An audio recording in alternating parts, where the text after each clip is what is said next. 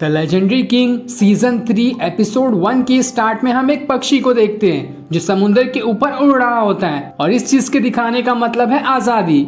जिसके बाद हम शिक्यू और बाकियों को देखते हैं जो पहाड़ के ऊपर खड़े होकर काफी सुंदर सा नजारा देख रहे होते हैं। फेंगलियो सभी को सामने दिख रहे पहाड़ को दिखाता है और उसे दिखाते हुए कहता है, देखो यही है अंडरवर्ल्ड ड्रैगन केव। हान पूछती है, अंडरवर्ल्ड ड्रैगन केव क्या होता है? जिस पर फेंगलियो कहता है, देखो उन दोनों पहाड़ को, उन पहाड़ के बीच में एक छोटी सी नदी जाती है जो बिल्कुल ड्रैगन की तरह दिखती है। शिक्यू सभी से कहता है, ये नजारा इतना सुंदर है मानो हम जन्नत में आ गए हो। तब लिन हान से कहती है, मुझे तुमसे एक बात पूछनी है, तुम और फेंगलियो शादी कब करने वाले हो? ये सुनकर हान शर्मा जाती है। फेंगलियो कहता है, चू अभी तक साइकिक टावर के अंदर ही कैद है। मैंने ये डिसाइड किया है कि हम पहले चू को छुड़ाएंगे, उसके बाद शादी करेंगे। शिक्यू कहता है, ये तो अच्छी बात है, पर अगर तुम्हें जल्दी है तो तुम मेरे और लिन की तरह शादी यहीं पे कर सकते हो। फेंगलियो कहता है, मैं तुम्हारे और लिन के जैसा नहीं हूँ जो कहीं पे भी शादी कर लूं। ये सुनकर हान गुस्सा हो जाती है और उससे कहती है, मुझे किसी से बात नहीं करनी है। जिसके बाद वो वहाँ से जाने लगती है।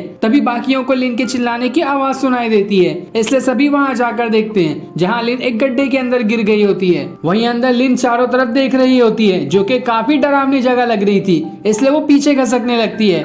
तभी उसका हाथ किसी मरे हुए इंसान के हाथ पे पड़ जाता है। ये देखकर वो एकदम घबरा जाती है। दूसरी तरफ जियान अपने पूरे साथियों के साथ तानजन मंदिर के पास आता है। तब एक सिपाही जियान को बताता है, हम तानजन मंदिर के पास पहुंच गए हैं। इसलिए जियान घोड़ा गाड़ी के बाहर आता है जहां हम सामने तानजन मंदिर का गेट देख पाते हैं और ये वही जगह है जहां सीजन 2 में फेंगलियो बुद्धा बनने आया था। अब जियान तानजन मंदिर के मोंग ज़ेन के पास आता है और उनके सामने झुक जाता है, जिस पर ज़ेन उसे उठने कहते हैं। जियान उनसे कहता है, अंकल आप तो इस मंदिर के 40 साल से रखवाले हैं और ये मंदिर मूरोंग फैमिली के अंदर आता है। ये एक साधारण मंदिर है लेकिन हमारी फैमिली से बिलोंग करता है। जिस तरह से आप यहाँ के रखवाले हो, ये तानजन मंदिर भी हैंगिंग कॉफिन पहाड़ों के बीच आता है, जिस हिसाब से आप पूरे हैंगिंग कॉफिन के रखवाले हुए। टॉम अटैकिंग ग्रुप ने कोल्ड आयरन टॉम पे भी जीत हासिल कर ली है और अब वो हैंगिंग कॉफिन पे भी जीत हासिल करने आएंगे। मैंने अपने पूर्वजों का सर नीचे कर दिया, लेकिन मुझे एक और मौका चाहिए। आप मुझे इस जगह की प्रायोरिटी दे दें और इसके लिए मुझे आपकी परमिशन चाहिए। तभी वहाँ एक सेवक आता है जो ज़ेन से कहता है, त्यान चेन और बाकी टॉम अटैकिंग ग्रुप के लोग आपसे मिलना चाहते हैं। तब ज़ेन वहाँ से जाते हुए कहते हैं, मुझे कभी नहीं लगा था कि तानजन मंदिर में भी लड़ाई हो जाएगी।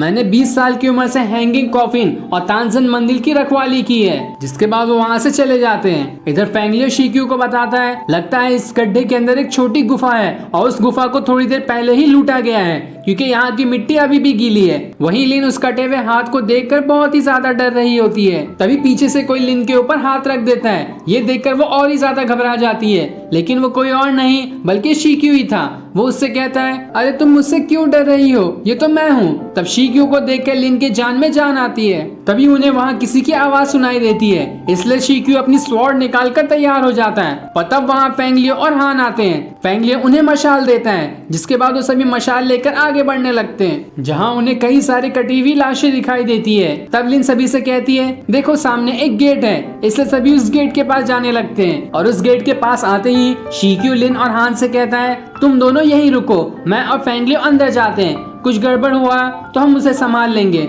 बाद में तुम आ जाना। जिसके बाद वो लिन को अपनी मशाल देकर उस गेट के अंदर चले जाता है और जैसे ही वो गेट के बाहर जाता है वो गेट ही बंद हो जाता है। लिन और हान उन दोनों को आवाज लगाते हुए दरवाजा खोलने की कोशिश करते हैं, लेकिन वो नहीं खुलता। इधर त्यानचन ज़ेन के पास आता है जहाँ दोनों एक दूसरे को ग्रीट करते हैं। त्यानचन उन्हें बताता है, हमारी फैमिली ने तनेकू टॉम और कोल्ड आयरन टॉम दोनों पर जीत हासिल कर ली है, इसलिए मैं यहाँ आया हूँ ताकि रूल के अनुसार हम गोल्डन स्क्रिप्चर को एक्टिवेट कर सके जो टॉम अटैकिंग ग्रुप और टॉम गार्डियन ग्रुप के बीच में है। ज़ेन उसे मुबारकबाद देते हुए कहते हैं, उन गोल्डन स्क्रिप्चर में 9 गेट टूम और हैंगिंग कॉफिन पर छापा मारने का तरीका दर्ज किया गया है, जिसके 3 रूल्स हैं। त्यानचेन कहता है, आप मुझे वो तीनों रूल बताएं। जिस पर ज़ेन कहते हैं, पहला रूल ये है कि इसके लिए 3 महीने का टाइम है। इन 3 महीने में तुम्हें हैंगिंग कॉफिन की रक्षा करना है या फिर उसके अंदर छापा मारना है। दूसरा रूल ये है, टॉम अटैकिंग ग्रुप को ओकावा लेक पर लड़ाई करके जीत हासिल करनी है। जिसके बाद तुम्हें 4 ग्रेट फैमिली के ऑर्डर्स लेने होंगे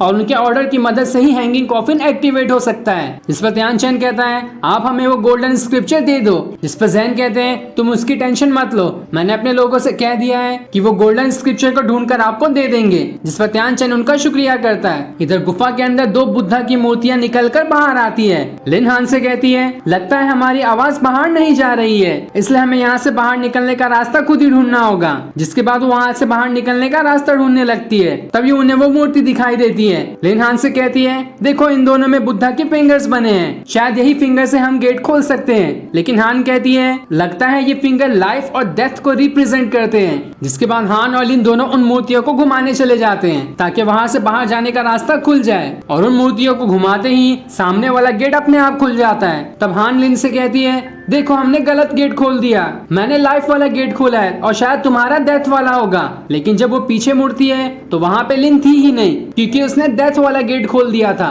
जिसके अंदर वो चली गई। ये देखकर हान एकदम घबरा जाती है और जैसे ही गेट खुलता है शीकी और फेंगलियो हान के पास आ जाते हैं। लेकिन वहीं लिन ने डेथ वाला गेट खोल दिया था जिससे वो एक नई जगह जाकर गिरती है। वहीं लिन उस गड्ढे में गिरने के बाद चारों तरफ देखने लगती है। वो शीकी और फेंगलियो को आवाज लगाती है लेकिन कोई भी नहीं सुनता। तभी उस जगह रोशनी आने लगती है। जिसके बाद सामने से एक आदमी आने लगता है। लिन उससे कहती है, कौन हो तुम, मेरे सामने आओ, मैं किसी से नहीं डरती। तब वो आदमी उससे कहता है, लिन काफी दिनों बाद मुलाकात हुई है। और जब लिन उसका चेहरा देखती है वो एकदम घबरा जाती है। और ये सीन दिखाते ही ये एपिसोड यहीं एंड हो जाता है। Thanks for watching.